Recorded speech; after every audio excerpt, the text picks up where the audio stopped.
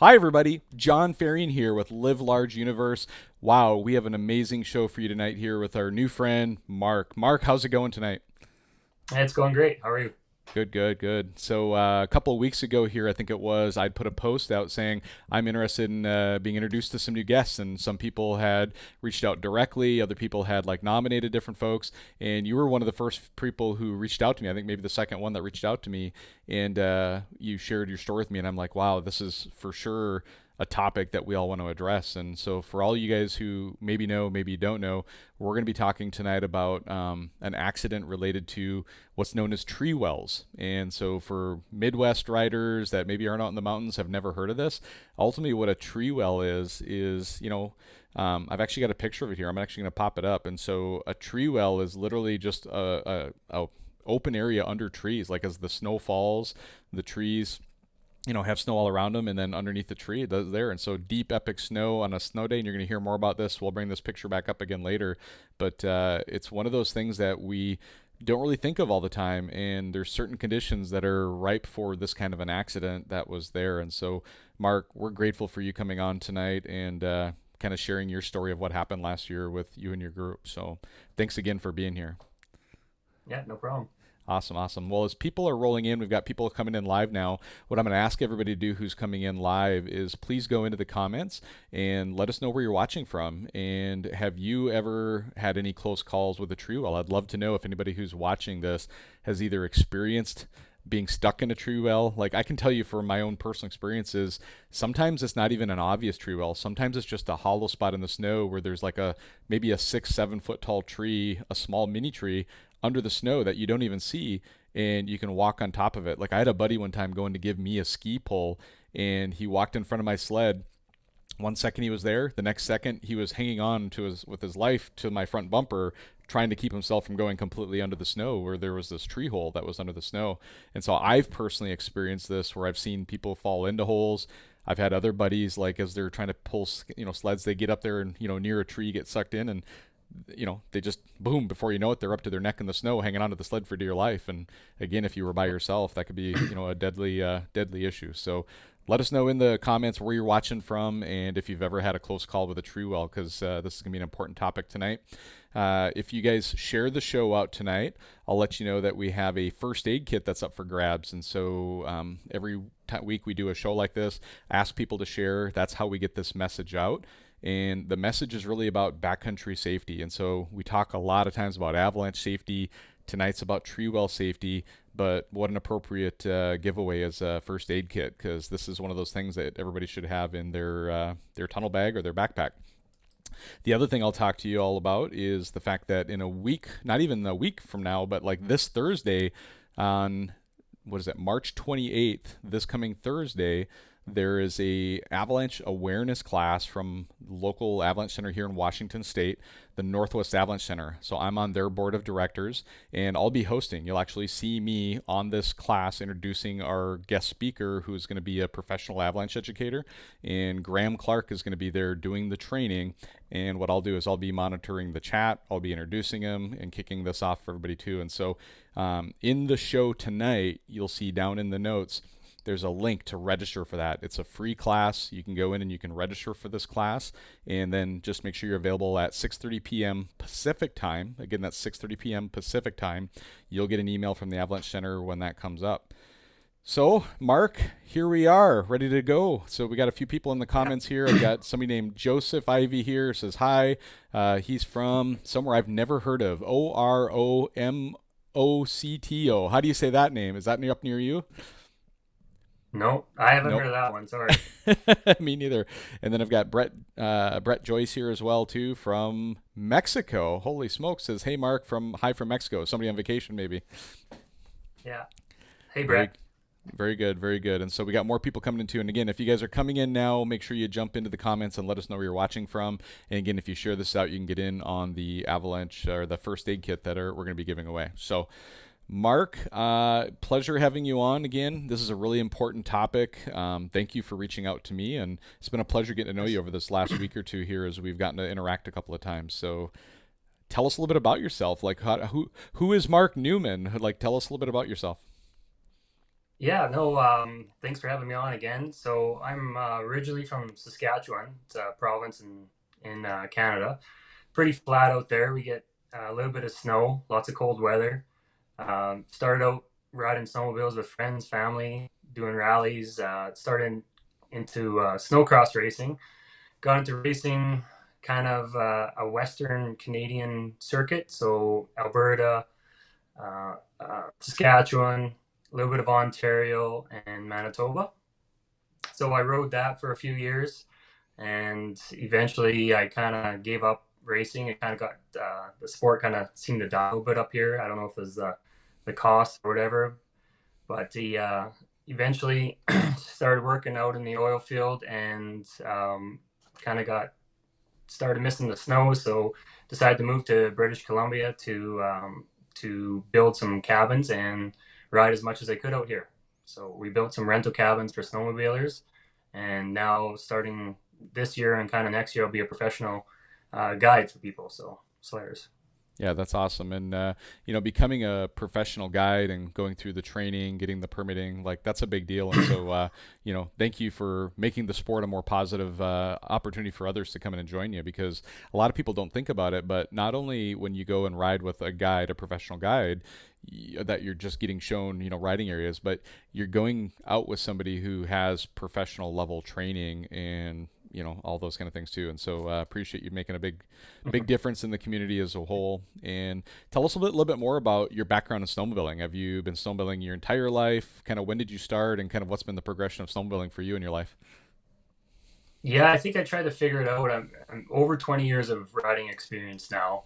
Like I said, it started out just as a kid on the little 340 Indy Lights. I might have had a little 250 Star, Polaris Star, I think was my first snowmobile. So bumped up to the Indy Light there and started racing rallies. I don't know if you guys got them down south, but lots of rallies. We literally get together, poker derbies, I guess you call them, and go from like town to town. And we do these every other weekend. So I do this with my family, my dad, my father. He was big into getting me into the riding. So we did that for a little while, and I seemed to always be the guy at the front of the pack with the little 340 Indy Light. So Brad, who happens to be watching online there, kind of mentioned to my dad that, hey, maybe we should try racing snowmobiles. So got into snowcross, worked my way up from junior to sport to semi-pro, all the way up to pro, and kind of raced a couple different circuits. Uh, as much as I could. We did about 5 years of finally I raced pro and couldn't really excel anymore with our circuits in Canada. So I decided to head south to try to race a few WSA races. And this was about 2005, I believe. Okay. So trying to race down there, I had to step down from pro down to semi-pro. And there was, I remember my first race, 98 riders in semi-pro, and they only took 10 to 12 to the final. So didn't quite make it to the final there, and kind of went back up to Canada. And after that, I kind of, yeah, stepped back from the racing and, you know, came up to the mountains and fell in love with the mountains. So, yeah. Very good, very good. Hey, Mark, just so you know, everybody can hear you really well, but your image is coming through real choppy. And so I'm actually going to try something. You and I were doing some testing earlier. I'm actually going to probably have you Mm-hmm. drop off for a second and try to reconnect back in and see if we can Okay. reestablish a better connection. While you're doing that, I'll give everybody a quick reminder on a couple things. So go ahead and drop off and jump Sure. right back in here in a Sorry about second. that. So no problem. Thanks. Sure. All right, everybody. Well, he is getting his internet connection reset here. Just want to remind you again that we have an avalanche class that's available to everybody. Again, this is just an awareness class. This isn't necessarily an on the snow class that you're going to get any kind of certified training, but just a good reminder, a good refresher. Even if you've been through avalanche training before, it'll be just a good refresher. You're welcome to come and join this. And again, as he is coming back in and reconnecting, we are going to talk a little bit about this, the avalanche class, and then you can share this out and also get in to win the first aid kit. So, Mark, let's give it a shot again. Let's see what happens. Yeah, sorry about that. I'm running on Starlink here, so trying my best. No worries, no worries. So it might be a slightly improvement too, but similar. But again, the most important thing is we're hearing you clearly, no issue there, and we'll keep going. So, Mark, you were telling me on the phone earlier this week about the accident that happened, and so if you can kind of bring us back to whether it be the week of the accident, the day of the accident. I'll let you decide kind of where the starting point was. But tell us a bit about like the group that you were riding with, kind of what precluded everybody being there together. Was this a group you knew really well? Was it some new people in the group? Talk us through the day and what led up to the day of the accident. So. Yeah, so I'll try my best at remembering. It's about a year ago to the week. It's been a year. It was one of the deepest days of the year, so we everybody wanted to get out. We were all anxious to get out riding. It was a rather large group. We had 7 or 8 of us. Um, Kind of a mixed match. I had some of the riders were from my cabin staying here. They're from Quebec, and then I had some friends that were riding with us, and had another friend that actually tagged along because there was so much snow. The roads actually got shut down between myself and Revelstoke. So he asked if he could tag along. So I said, sure, why not? So we had kind of a mixed match of riders. Maybe 1 or 2 of them were regular riders I ride with on numerous days of the year. So yeah, so it was a fairly big group, and the group that we weren't all quite aware of each other's riding abilities, kind of. Okay. And is this kind of like an annual trip that a certain group of everybody gets together, or is this just like a normal group of guys and somebody invited a few extra friends, or like how would you describe this trip? Was it like a very well planned out and advanced trip, or was it kind of a last minute everybody get together trip? I'd say more of a last minute everybody get together trip. Yeah, Okay. Okay. definitely. That's probably how it went down. Yep, Yeah. sounds good. And so, is there anything like the day before, anything that was is important to the story, or do you want to just jump right into the morning of the ride? We can just jump into the morning of the ride. It was, like I said, kind of a last minute planned ride. So Okay. we started out fairly early in the morning. We knew it was going to be very deep, so we all had extra fuel and wanted to get out there, and we're just anxious to get some of that snow. So yeah, so we kind of all met up in a parking lot, one of our local riding areas, and we decided to. They kind of leaned on me to show them where we want to go and what areas to tackle. So I went to one of my favorite riding zones, and everything was going great for better part of the day. And we actually had probably the best top, I would say top 5 riding days my life for snow wise. It was headlight deep, like choking the snowmobiles out. It was that deep. So Yeah. yeah, everybody was having a blast. We kind of all stayed together for the whole day, and then our fuel lights came on, and we decided to make our way back to the main trail. So on the way back to the main trail, we got down there. We all stopped and had some water, and four of the riders were actually heading back to Quebec. That was the last day of the year for them. Okay. So we all wanted to get a little bit extra riding in as much as we could. So we settled on another 30 minutes. That's it, and then we'll head back down. So So this was at the yeah. very, very tail end of the day. You guys had a great. It's what I'm hearing. It was you guys had a great day of riding. It was epic snow. E lights were on. It was almost. And I think we'll talk more about this later as far as like lessons learned and stuff too. But that scenario is not uncommon when it comes to having some kind of an incident at the end of a day, whether it be riders are Hmm. tired.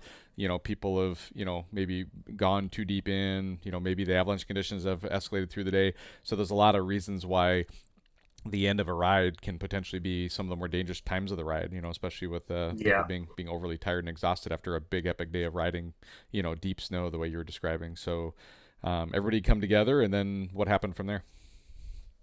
Yeah, we had, like I said, we're back on the trail, and there's one other spot that I knew of. Ironically, it was probably the most mellow terrain you could think of. We just finished up with 30-degree, 35-degree slopes, tight trees, hill climbing, all sorts of stuff, creeks, and then we got back to the trail, and yeah, 30 minutes. I said, let's head up the road here and see what we can find. So literally went up the road a few kilometers, and we found a cut block, and there was enough snow that you could play in these cut blocks and have fun there.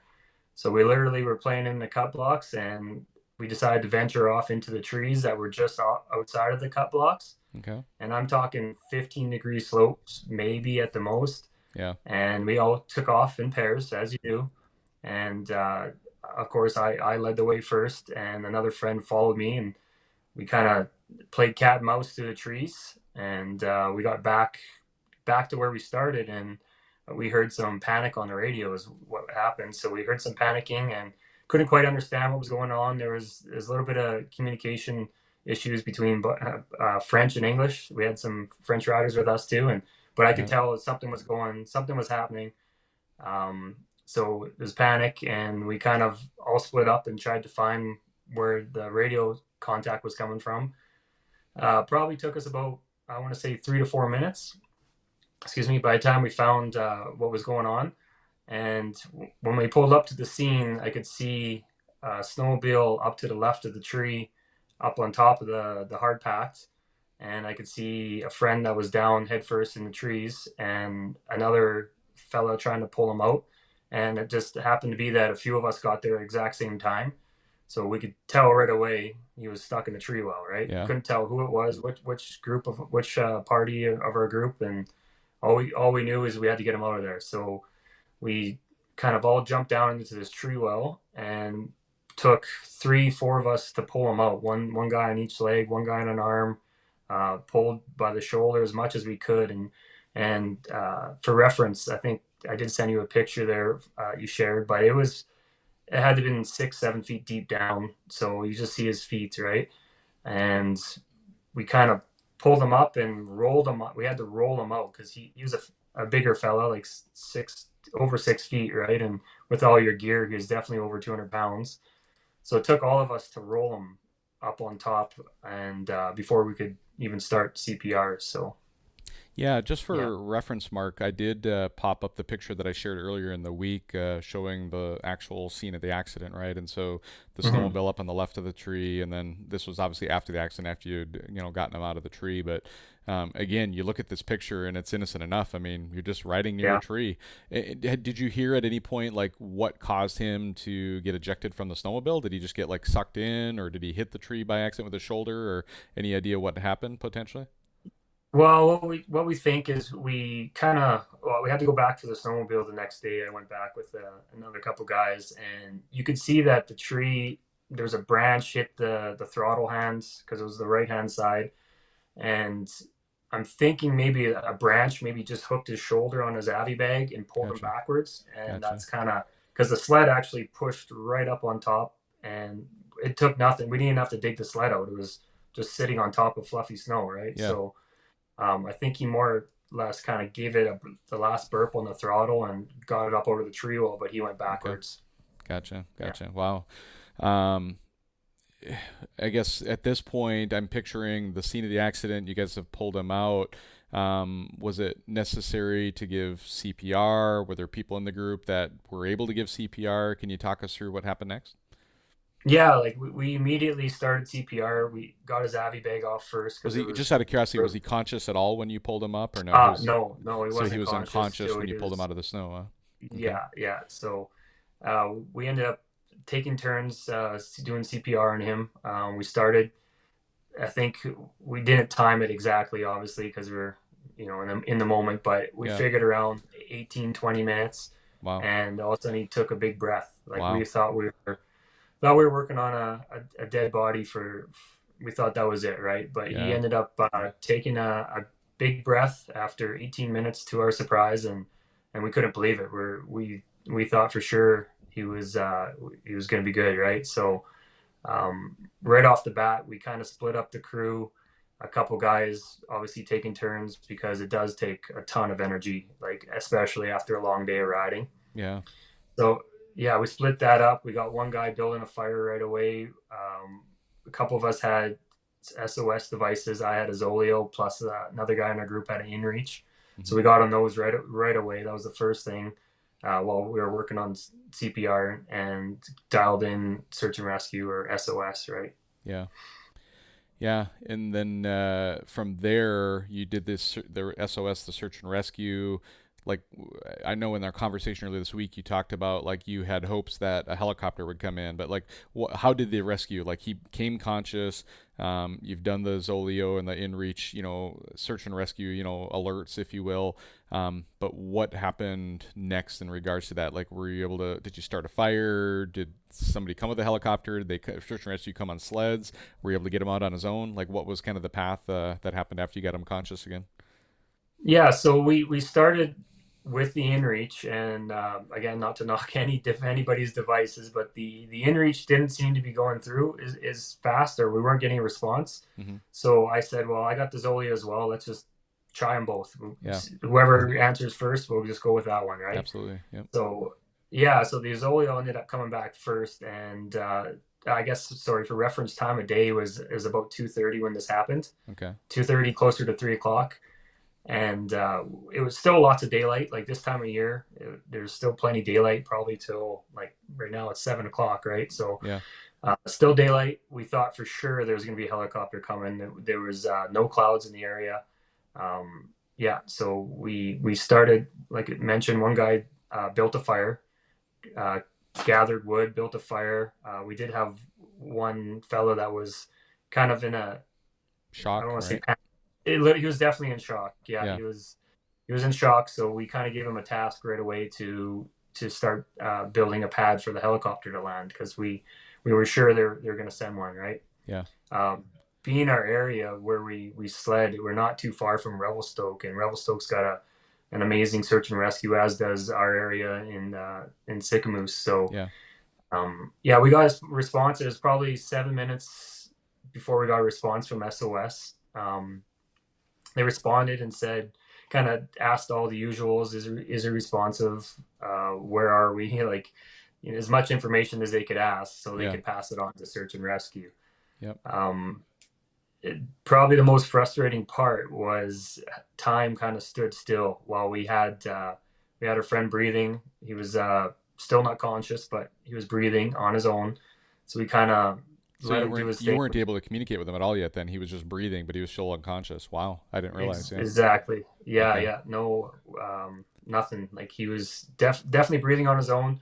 With what gear we did have, we had some tarps, we had some bivvies. Got him close to the fire. Kind of used the one tarp as like a sail to reflect the heat back onto him. Gotcha. We still had him all in his onesie and everything. Like we didn't take that off of him, but he got his color back. So that was one of the amazing thing after the 18 minutes I was telling you that it took Yeah. from. He had no color. Like he looked like a dead body, right? Yeah. And the first one I've ever seen, right? So then after doing all that, he got his color back. We can tell his blood was flowing again, and yeah, so that was going good. Again, the most frustrating part was waiting on communications through the satellite device. Yeah. At one point, they told us that the helicopter couldn't fly, so they're going to have to send in a helicopter from Vancouver, Wow. which is to keep that's a long ways. It was a 6 hour. They said 6 hours for the helicopter to get to us, and Wow. they'd send it because it'd have night vision. So as soon as they said that, it was like a blow to everybody. I We just bet. couldn't Yeah. believe it. Well, So I mean, you're literally in a life and death situation, and in your mind, like at home, you literally dial 911, and the police yeah, and the ambulance show up within minutes. When you're in civilization. But I think that's the yeah, part that there's so many things we're gonna go back over here in a little bit and kind of learn mhm, lessons learned. But the reality is like search and rescue and a rescue like that. Your best effort for rescue is your immediate group that you're in, right? And 100%. depending on the situation you're in, does your group, we'll talk about all this again. It's like, does your group know how to do CPR? Do they know how to do avalanche Mhm. rescue? Do they know how to do beacon searches? Do they, there's so many different Yeah. variations of training that all of us as backcountry enthusiasts likely should be having. And if we haven't thought about it, Mhm. this is just one more way to highlight that. Um, so how ultimately did you guys get off the mountain then? Did a helicopter So come? Did you have search and rescue come on sleds then ultimately, or what was the way to get off the mountain with so it everybody? was search and rescue. So to give you reference, search and rescue is located about 20 minutes from the parking lot where we head up, Okay. and from there it'll be another 20 minutes if you're going fast to get to where we were. Yeah. And So what they ended up doing, we did get messages finally saying search and rescue is on their way. Obviously, most of it's volunteers, so Yeah. they could be eating supper, they could be out at a game with their kids or something. So they had to get everybody together, get everybody to the parking lot, and make a plan and come up to get us. So eventually, they came up with a Can-Am side by side with tracks. Okay. Once we knew that, I know there was no way that it would be able to get up to where we were exactly. Yeah. So they also send sleds and toboggans, right? So we got a plan together again while we are waiting to make a highway out to the main trail, so we wouldn't have to worry about any of the volunteers or search and rescue getting stuck. So we had a couple guys just back and forth, and like I told you, we were on empty. So we were the whole time we're just Yeah. it was flashlight was or sorry the light was flashing at us, so we were worried that we're gonna run Sweating out, bullets. right? Sweating bullets, Oh man. yeah. So the whole it took about 3 hours before they got to us. So you So that said that three roughly it hours was 2:30 or so when you first, like, the Yeah, accident had happened, right? Approximately. So yeah. what was it, 5, 6, 7 o'clock at night before you guys ultimately got off the mountain, or no? Yeah, it's a little fuzzy, but it was at least 6:30 by the time they got to us, and I think we got down to the parking lot around 7 o'clock. Okay. At that point, I reached out to a few friends, and they met us there as well, and yeah, it was at least 7 o'clock by the time we got down, Yeah. and we had to help as well. The trail isn't that smooth as well with the side by side, so we had to load him up in the little toboggan of the sleigh in the back of the side by side, and we had to stop a few times to reposition him, and Yeah. that just drug on like crazy too. We're like, because we knew they had an ambulance waiting for us down in the parking lot. We Yeah. just wanted to get him there, and we put him in the sleigh when he was breathing. We're just prayed and prayed that we would get down there and he'd still be breathing. So Yeah. And so at no point that evening did he become conscious at all. He had left in the ambulance and was still unconscious at that time, right? exactly, yeah, he made a few noises. Like we thought for sure he had his eyes closed. We thought he was trying to talk to us a few times. So we were yelling to him and Yeah. holding his hand and all that stuff, trying to let him know we were there as much as we could. Yeah. Yeah. And I know you had shared with me, but, like, ultimately, like, I don't know if there's any other details that are necessary to share, but ultimately he did pass away of complications from the accident. It sounds like, I don't know if it was a week or two later, it sounds like, or what do you Yeah, want to share? it was a couple weeks. He ended up he was just too far gone with brain damage that Yeah. the family decided to pull a plug. So Yeah. unfortunately, yeah. Yeah, no, it's such a sad situation, and it's literally all of our everybody who's a backcountry enthusiast, like, it's our worst nightmare, right? Is to be out there with people we know and love and care about, Yeah. and to be put in that experience where, like, training and experience and everything becomes necessary, and in Hmm. spite of doing all kinds of things, like, what very well, like everybody keeping track of each other, riding with a buddy, at the end of the day it just was his time, unfortunately, and very unfortunate accident. And I think it happens. Like, I talked to a close friend when I posted this page. I don't know a lot of details, so I don't want to, like, say too much, but there was a tree well accident near Whistler, British Columbia, just within the last 2 weeks, that I know a friend of mine was in a group and they had there too. And so this does hit home. The reality is like, these accidents do happen. Most of the time, someone's there, they can rescue each other. Like, even in my own riding career, like, I have seen where friends have fallen into tree wells, and frankly, if somebody wasn't there to help them out, they weren't head Hmm. first in, they were feet first in, and they still were in a panic situation. You look up, they look up at you like their eyes are bigger than the world, right? Looking up at you going like, Totally. help, help, help me, Yeah. because you just feel helpless. Like, and I've even been in that situation where snow is so deep and you step onto some kind of a hollow, tree well or tree and stuff too. And, I'm going to pop up Hmm. that picture one more time of, Sure. the image of what is a tree well, right? And so I'm just going Hmm. to read it verbatim. It says, "What is a tree well? A tree well is a hole that is formed around the base of a tree when low branches prevent snow from filling in and becoming snowpack around the trunk. The hole can be filled with unstable snow and create a hazardous trap. Fir trees have their lower branches touching the snow surface and are particularly hazardous because of the branches form a canopy and can hold a lot of snow, right? And so that's kind of an image of what a tree well can look like. And I mean, all it takes is to just ride near it, and it can literally suck you in like quicksand. And ultimately, that's what happened to your friend that passed away. And so sorry for your loss, Mark. It's tragic, for the family, for everybody involved.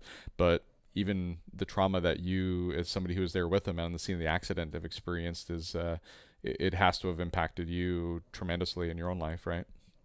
Yeah, definitely. It was tough talking to the wife that night because right away they don't want you riding ever again, and Yeah, it's got to convince them that, hey, our friend wouldn't have wanted us to stop riding. It was a complete fluke situation. yeah, We did a million things more dangerous earlier that day, and nothing yeah, happened, right?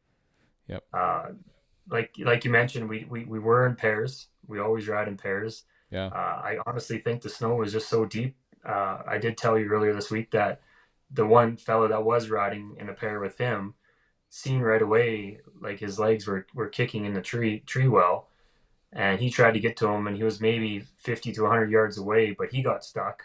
yep, So rather than trying to get off and dig the sled out, he just tried to run to him, but the snow was chest deep. So by the time he got to him, he was out of breath, yep, and then yelling on the radio, trying to get us to come find him. And we figured that time yeah, to 10 minutes, we think, before we had a chance to pull him out of the snow, yeah, somewhere around there. Yeah. yep. And it was, And then he wasn't breathing when you did pull him out of the snow, and so then you had to do CPR for a no, little while before he finally kicked back in, right? So he was probably yeah. without breath or oxygen. You said for almost 20 minutes or more, right? Yeah, that's what we think. Yeah. Okay. So yeah, the brain damage I think for sure was lack of oxygen. We inspected the helmet Yeah. the next day too when I went back, picked up his gear and picked up the Yeah. snowmobile, and the helmet seemed like there was no damages, no scuffs, nothing on his helmet. So Yeah. So interesting enough, I yeah, think I shared with you, Mark, that just maybe a month or so ago, I had interviewed somebody who was in an avalanche and had been under for about 20 minutes himself. He's actually here watching tonight. His name is Billy Siebert, and he's here watching tonight. And he asked a question. We've already answered it, but I'll cover it again. It says, "Was the brain damage from lack of oxygen or from trauma?"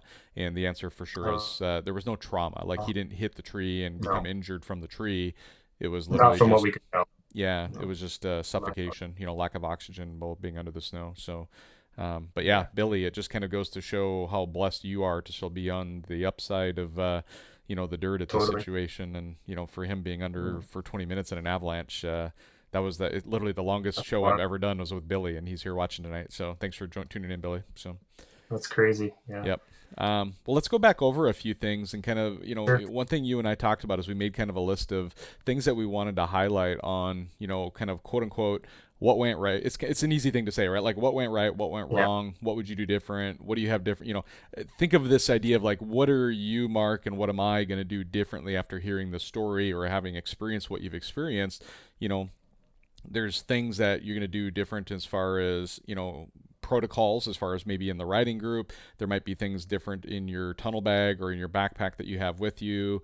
There's maybe training that you've gotten since then. There's all these things that go through all of our minds of, wow, what can we learn from this experience, and ultimately, like, how can we all be better backcountry riders and good riding partners for the partners we're with, and making sure that Mhm. we're picking the right partners, because frankly, it's getting to the point where you think of like avalanche safety, right? It's like, do you really want to go ride with somebody who just is completely doesn't have, like, people are choosing not to go get avalanche training at this point in some cases, right? And it's like, as a rider, like, do I really want to go ride with somebody in rugged backcountry terrain if I don't feel like I can trust their ability to rescue me if something goes down, right? Those are questions that Exactly. riding groups are asking themselves out there. And I think after a story like this is like CPR is another one. It's like, man, like, Yeah.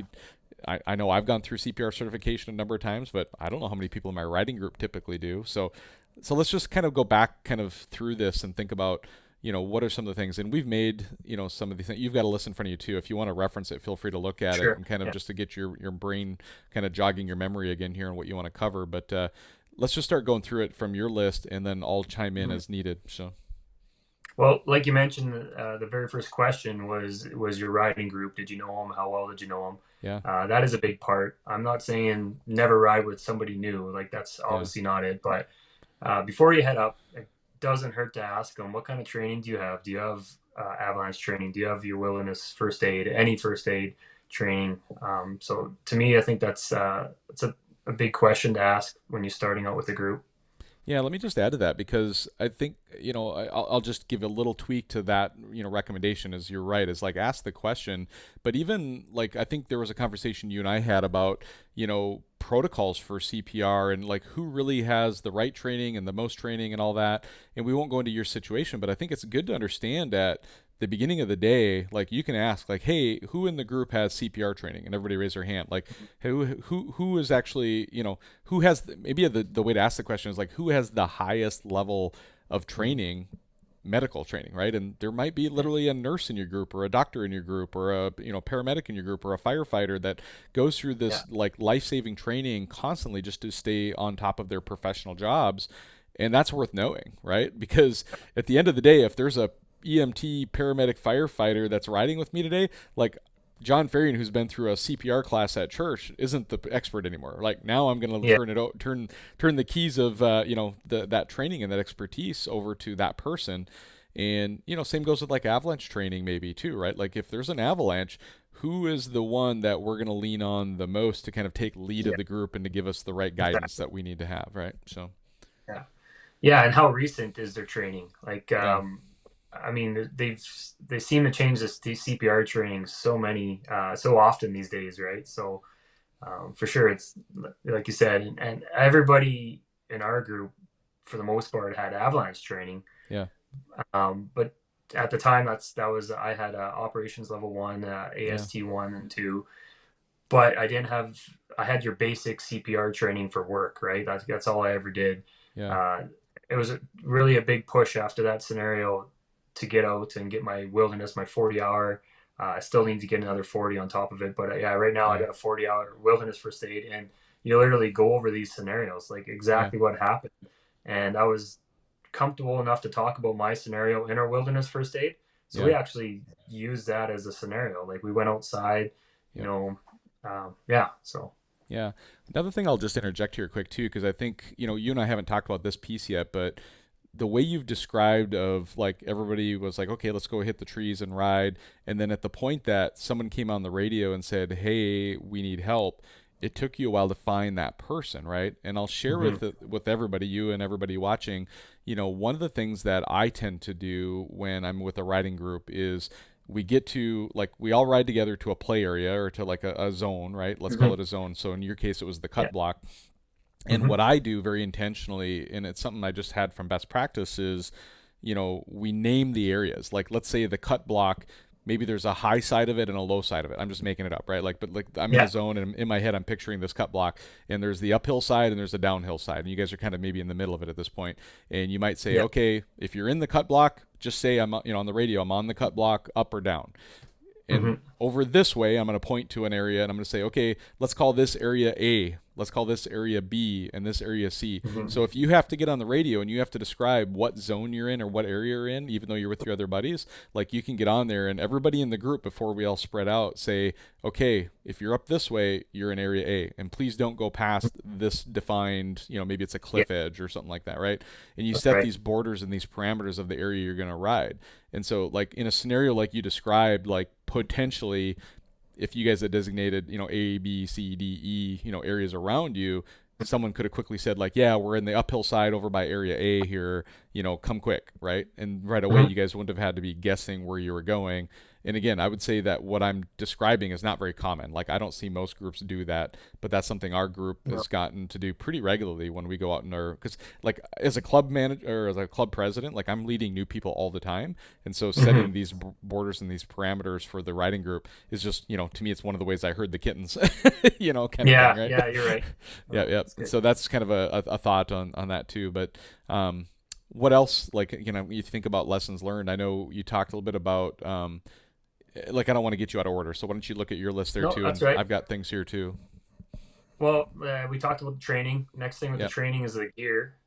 Make sure you know how to use your gear. I felt we were pretty good with our gear. Between we had, like I said, 7 or 8 of us, so we had a pretty good assortment of gear. Most important after we got them breathing was to keep them warm, right? start a So we fire. need something to start a fire. We Yeah, needed to keep them wrapped up in a bivy. We left his gear on, but we put a bivy over top of them and then a tarp as well, laid it yeah, underneath them. Uh, Going forward from that incident, I've went through my gear pack now, and I've bought some extra tarps, and I bought those heating pads that you usually put in your hands for your boots and your hands, but they actually make one that is big enough for your chest. So I bought two of those, so you can Wow. put one on your chest and one on your back, right? Yeah. Um, yeah, so it's good to have the proper gear for sure and know how to use it. Yeah. Yeah. When you think of like other random emergencies that happen, like it's not like I know stories personally of people I know that have, maybe not on my rides, but like people have somehow gotten wet. Like maybe they Yes. fell through some ice or they got kicked off of the trail and ended up in the creek. Yeah. There's literally one guy in our club that he's an old guy now. He's like in his 90s, I think, and he's Yeah. literally when you talk to him, you shake his hand like he's missing half of his fingers, and you start hearing a story. What it's from is he actually just did that exactly. He shot off the trail, went into a river, ended up getting soaking wet on a pretty cold day, at least for Washington cold. Probably nothing compared to what you guys are used to up there. But Yeah. he ended up getting hypothermia. He ended up getting Mhm. frostbite, and he lost literally half of his fingers to frostbite. And one of the things that he preaches about is like, how do you get the core warm, right? And those heating Yeah. pads are a great idea. Another thing is like a jet boil to be able to boil water and get, Yeah. warm liquids into somebody to help their core kind of warm up. Exactly. So, yeah, any way to keep somebody warm is a big deal. And, whether it be past post avalanche, post this situation, them getting wet, or frankly, if you're just out Any over, injury, really. oh, yeah, even if you're stuck overnight, like you're just Yeah. lost. I mean, think about it. We all sweat when we ride. If now all of Yeah. a sudden we're stuck out overnight and we're in our sweaty gear, like, do we have dry Mhm. clothes? That kind of thing, too, right? So, Yeah. I believe earlier on this year in Revelstoke, they did actually lose a snowmobiler from hypothermia. He yeah, fell in the creek and they couldn't get him out. So yep. yeah. Yeah, no, Yeah. absolutely. What else is on your list of things that you feel like you'll be doing differently or equipment that you're carrying differently now? Well, just the understanding of what it takes search and rescue. Like we had an expectation they would be there. I don't know why we had it in our head, but we're like, oh, an hour. They'll be here in an hour. It's not Yeah, that far up the hill. yeah, Um, we didn't expect it to take that as long as it did. We thought for sure we're going to get a helicopter. We thought that would be the easiest way. So I guess what it was is we had crystal clear weather where we were, but where the helicopter takes off from, yeah. they were socked in low cloud level there, so they couldn't fly, right? So Wow. that's when they went to the Can-Ams, right? So um, one thing to keep in mind too, like for everyone in Canada, it should probably be the same in the States, but anytime you hit that SOS, I had a conversation with our search and rescue this year.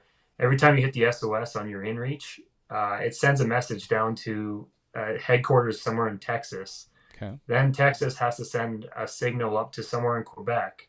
Quebec has to send a signal to 911, who then contacts MP, who contacts search and rescue.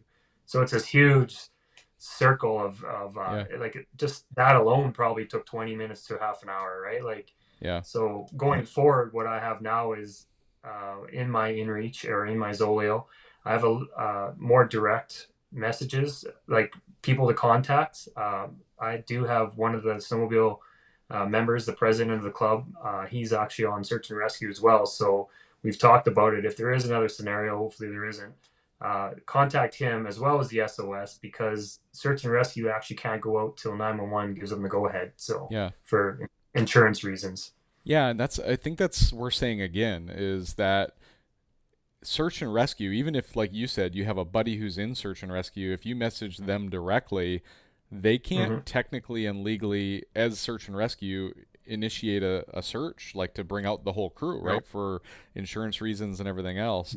And so some to your point, sometimes it's best to have, like that going, but then also have a Yeah, secondary person that isn't necessarily tied to search and rescue but very capable of offering help, right? And maybe they exactly. can put together a little mini, kind of a ad hoc crew of guys or people that would come up and try to offer some kind of Yeah, assistance. But at the end of the day, a situation like you guys were in, medical assistance what was necessary, and unless one of your buddies is a doctor, there's not yeah, much they can do. You're gonna have to wait for the emergency response to get up there, and it's just a good reminder, whether it's avalanches or an accident like this, that really the best chance of like surviving something like this is avoidance, right? Like there's nothing, this mhm, was just a sheer accident, right? But you think of avalanches, yeah, right? And it's yeah, like if you're caught in an avalanche to some degree, you got to think of it as you made a bad decision, right? And so Yeah. unfortunately with the the what do you call it, the tree well incident, that I would just put in the category of a freak accident. Like, I mean, Yeah. we've all been driving by As do trees I. a Yeah. thousand times. Like, that's just like, it's just not very unfortunate there. But there's Yeah. other times where, like, if we've done something that have gotten us hurt, maybe we're out there hucking ourselves and jumping a big jump and we break a leg. Oh yeah. Like, a broken leg can be life threatening up in the mountains, because if Totally. you sever an artery, you're going to bleed out, potentially if it's a Yeah. compound fracture. And so just the avoidance and the education and the thought process of, is the risk versus the reward, again, different than this scenario, but like Yeah. for those Yeah. people like are jumping or something like that, right? Totally. Think of like how and when you're going to need support. Like, it's not going to Yeah. just be there. Like, you've got to be able to figure out how to self recover, self rescue, and things like CPR, avalanche rescue. All those trainings are critical when it comes to that kind of Yeah. a topic. Hmm. I don't know if it's still on your list or not, but we should go back and touch on the 7S displays on the Polaris and the Trail Tech. So Yeah. was that coming up in your notes here too It, yet? it's it was actually my next thing on the Oh, list. perfect, So yeah, perfect. like most we're probably 50-50 in that group. We had Polarises with the 7S's and we had Skidoos. I myself is I ride Skidoo. Um, yeah, so since that incident, I've went out and purchased the Trail Tech for my snowmobile so I can communicate back and forth with the Polarises, and that's like a second line of defense. Definitely not a first line. Obviously, eyesight, Yeah, riding in buddy systems, but I feel like if we would have had a way to see each other's like the 7S's do, we might have been able to get there a little bit quicker. yeah, So I know everybody's working on their own systems, and you got the 7S. Articat's got the Garmin coming out next year. yeah, Skidoo, not quite sure what they got coming out yet, but yeah, that's one thing I feel, I don't want to say I'm brand biased, but I've been Skidoo to heart for years, right? yeah, yeah, But that's one area I wish everybody would get together and come up with a system that works together for the benefit of the rider, right? For the yeah. safety of the rider. It could be huge. Like even if somebody goes missing and they're okay, but they don't know where they are, Yep. it's huge. So yeah, Yeah, no, I'll echo that as well too. And I think, there's people in the industry who are tied to all these different manufacturers one way or another, whether it be an ambassador or maybe an employee or whoever. But just know that I've heard this more than just today, is that the idea that that Polaris 7S display is awesome. The ability to track your riding buddies on it. I don't know if this is, I honestly don't know if it's proprietary and it's, maybe under some kind of a legal lockdown or tie down that it's not shareable, for or, sure. Yeah. who knows if it's a patent or whatever it is. But obviously the Trail Tech system works with it, so I can't imagine it's completely, proprietary. There's got to be some way to do it. And so whether it's Polaris allowing the connectivity or whether it's the other manufacturers stepping up and adding the technology, I don't know what the angle is, but I think you're right. It's life-saving technology that Totally. think about it. Even in an avalanche to some degree, right? Like, if you come up on a situation and one of your buddies is missing, and yeah, I mean, your beacon is a quick line of defense, but you might be able to see on your thing, like the last point of reference is the machine display, Yeah. right? That'll at least get you in the Yeah. neighborhood.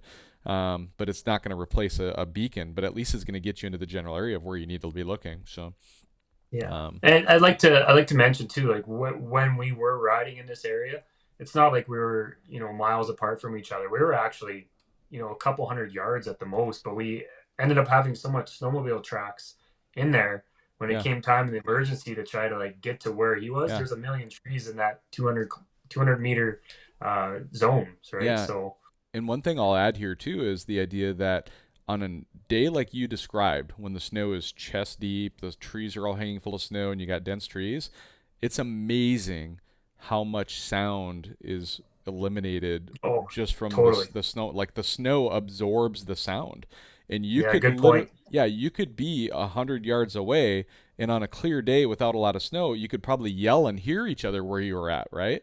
But on a Hmm. day like you're describing, I have literally been, 100 yards from somebody, and they're coming at me through the trees, and their snowmobile is not even audible. I can't, like, with a pipe or whatever, like, you can't even Yeah. hear them until Hmm. they're right on you, right? Because Yeah. the exhaust is going down into this deep snow, and that snow just is, it's like being in a sound deadening room, like, they do for Yeah. recording music and stuff, right? It's all the walls just Yeah. absorb everything. And so that alone is just something to think about. And that's where like everybody having a radio. Think about it. Like if you guys didn't have two-way radios with you, you never would have been in Yeah. touch. And Yeah. there was no chance at that point that you guys would have gotten them out quickly. So, Exactly. yep. Yeah. Another like bright colors save lives. I ride with the brightest colors you can imagine. The Yeah. brightest lime green helmet. Like you'd be surprised. Someone wearing a white helmet or a black suit, you just can't see them. Like True bright story. colors save lives. So Yeah. Yeah, and I've done both over the years too, and I know that as well. And it just seems like every year you buy a new suit, and like you're not always thinking about it when you go to buy that new suit. So, but yeah, I yeah. agree 100%. So, what else do you have on your Yeah. list? Anything else? We talked a little Um, bit earlier about fire starters, right? I think. What do you use for fire starters? Like, well, you talk about that for a minute, because I've got just a step away two different fire starters I'm going to highlight here for everybody. But you sure. tell me, for while you're doing that, you tell everybody what your favorite fire starter is while we're talking here.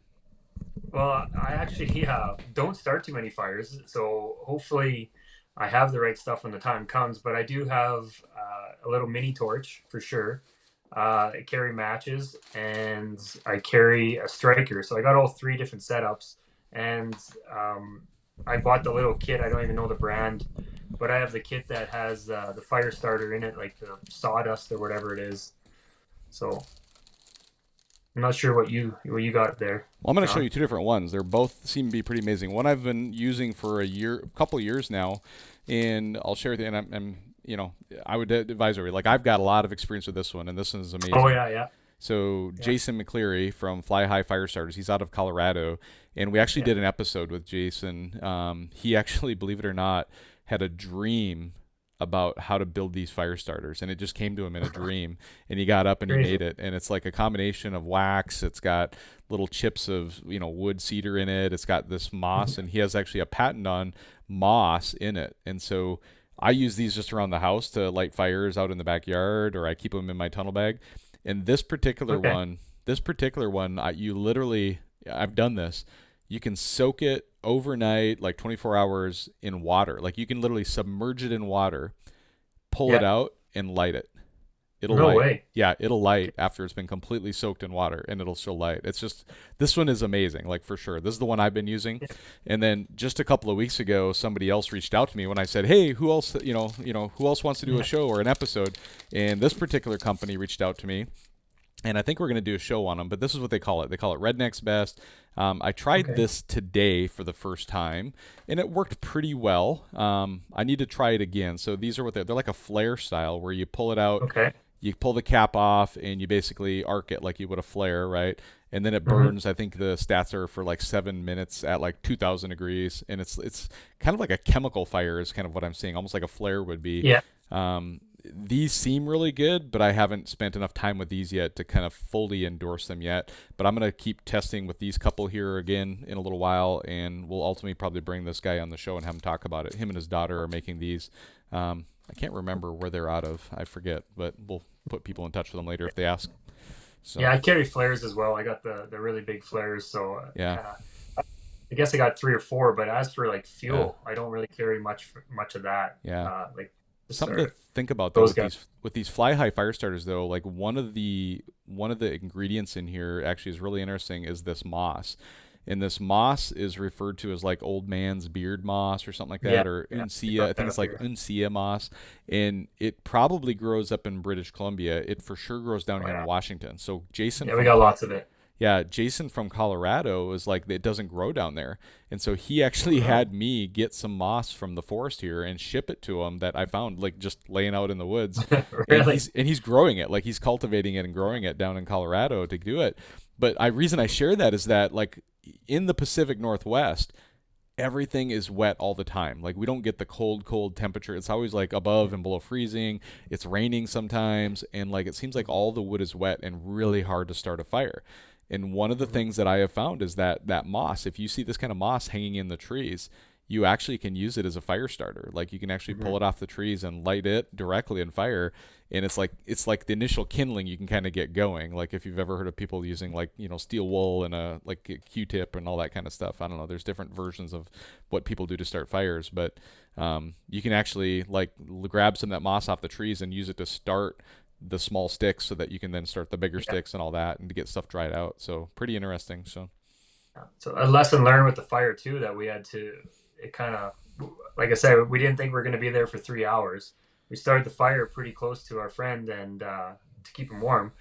But that fire obviously melts in the snow, so make sure you put spruce browse underneath yep, or larger chunks of wood underneath so it yep. doesn't melt down so fast. We had to move them out of the way a couple times further back from the fire just because it melted so much. Wow. And then when search and rescue actually got there, it was kind of difficult for us to get him around into the sleigh because that hole from the fire was so big. So uh, keep in mind where you're building your fire and how you build it too. So Yeah, well, and that's the thing too is if you build a fire next to a tree, the heat from the fire can actually cause snow from the tree to melt, fall down, and 100%. put your fire out. So that's another big call Yeah. out too, where so knowing where you're Yeah. there, and then like a lot of us in the mountains, we're on 5, 6, 7, 8, 9, 10 feet of snow sometimes, and if your Yeah. fire is just sitting on the snow, it's going to go down, and you're not going to have a fire next to you anymore. It's going to be down in a hole, Yeah. and you won't have access to it. So. Yeah. So Um, okay. Another thing I know we talked about that I think is a great one to chat about is emergency contacts, right? And so this is Hmm. something that I don't always think about either, and it was a good reminder when we talked about it. Do you want to kind of touch on that quick? So, like the riding group you're with, and kind of like if something were to happen, who is their closest contact if something were to happen? Like, Yeah, like we actually didn't have a contact for a family member, and we had to. The RCMP ended up doing our police officers ended up doing the phone call anyway, which is better. But yeah, none of yeah, us actually knew who to reach out to. It was kind of we're like it was a eye opener when we got down. Like who do we talk to? Who do yeah. we let know that this just happened? And we're all like I don't know, right? Yeah. Like And I would say that um, I've not witnessed that as a best practice with any groups I've ridden with, right? It's like no. it's one of those things in hindsight is 2020, but just something to keep in mind with everybody is maybe even in your own Hmm. wallet, right? Just keep a little card in there that's obvious to everybody that says, Yeah. in case of emergency, please contact my wife, for example, type of thing. So, Yeah. yep. Yeah. Um, So Go ahead. another last real lesson learned I have is like I don't know, it's just trust your gut. Like at the end of the day too, uh, if it is at the end of the day, like you said, everyone's tired out. We do have low fuel. Just take that as a win and head back down. This one went the other way, but numerous times too, we've been in that same scenario and you want to go for one last burn or one last climb and you ended Yeah. up having sled issues or something like that and you're like, oh shoot, should have went down for the when we said we should have, right? So Yeah.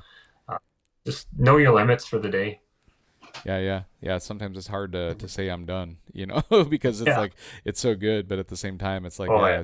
you're right. It's like whether you're almost out of fuel, whether you're tired, exhausted, and I've been there before too, where I've looked at a little hill and maybe I want to try a reentry or something. And I'm like, dude, I'm so spent, kind of thing. If I do this, it's Yeah. gonna come back on me, and I'm gonna mousetrap myself, or I'm gonna get hurt or something. Like, nope, Yeah. another day, save it for another day. So Exactly. Yeah. very good. So I'm glad we spoke about this topic because like everyone's, it's almost beaten to death now about avalanche training and obviously never too much, but Yeah, nobody ever talks about this. And you spoke about the incident in Whistler. I had another friend tell me a few days ago that something like this happened in Revelstoke 3 weeks ago. Uh, they got the guy using a tree well. He was unconscious. They got him breathing yeah, again, and he ended up rotting down at the end of the day. But it's yeah. a very real thing. So Yeah. Well, just a month ago, like even before this Whistler incident I told you about, like probably 2 weeks before that, there was a local guy here up near Mount Baker. I won't use his name, but I had seen a post with him and his buddies that he was in some kind of a tree well accident, head first in the tree well. His buddies were there, quick got yeah, him out. It was a successful rescue, and he had gone on social media to just say thank you to his crew. Make sure you know hmm who you're riding with is a good reminder. And the irony here is that I had reached out to him like a day or two probably before I'd made that post. Looking for people. And when you reached out yeah, and said like, "Hey, I want to talk about tree wells," I'm like, perfect timing because we've got quite a few of them that have happened just this season. And it's such a yeah, weird season. And I think the other thing that we haven't really talked about, and I don't want to go too deep, but just we'll call it out is a season like this really, really can set people in the wrong mindset. And what I mean by that is a bad season, a late start, like, the stoke is high. And I think Billy, who's here watching tonight, that was his story with the Avalanche, is it was a late start to a season. Normally by the time he was in this Avalanche, he would have already rode 20, 30 times. This was like his Yeah. second or third ride ever. And so he was Yeah. so just fired up, stoked out, ready to just send it and go out after things, that he didn't slow down to think about a lot of the different things that could happen. And I think Yeah. this year, bad season, slow start to a season, and then we get these epic amounts of snow all in one thing, and people just go berserk, right? They don't, people, we aren't thinking straight. Like, we're just so stoked to get out there and finally get to ride after being pent up like caged animals all season, right? Pretty and much. and so we call that the human factor. If you're in the avalanche world, it's like the human factor is what can throw people off, where the stoke is high, the brain cells go down, and you forget what you're doing sometimes, right? So Yeah. You skip steps. Yeah. yep, For yep, sure. very good. Well, I think we've covered this topic pretty thoroughly. Yeah. Grateful, Mark, for you coming on. Again, I'm so sorry for your loss and the loss of your friends, and for your friend Mm. who passed away and their family. Our hearts go out to everybody who was involved in that. Thanks. And Yeah. is there any other kind of final things you want to kind of just share with the group? Thank yous. Anybody you want to kind of just say thank you to or acknowledge in the story? And then if not, we'll just wrap it up. So Obviously, just search and rescue for everything they do, right? I mean, yeah, yeah, they're there for you when you need them, right? So yep, absolutely, yeah, that's absolutely. about it. Cool. Yeah. Well, you are now part of the Live Large network here. If Right. people have only watched this for the first time, I'll tell you what Live Large means to me, and what I tell everybody it means is live life to the fullest, make the most of every day, and make a difference to others, right? And I think we Yeah. keep telling these kind of stories because that's our goal. Like, we want to live our best lives. We want to get out there and get after it, but we want to do it safely.